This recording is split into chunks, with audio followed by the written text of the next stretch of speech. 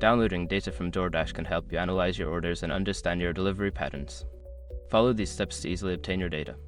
Step 1. Log into your account. Visit the DoorDash website or open the DoorDash app and log into your account using your credentials. Step 2. Access account settings. Once logged in, navigate to your account settings.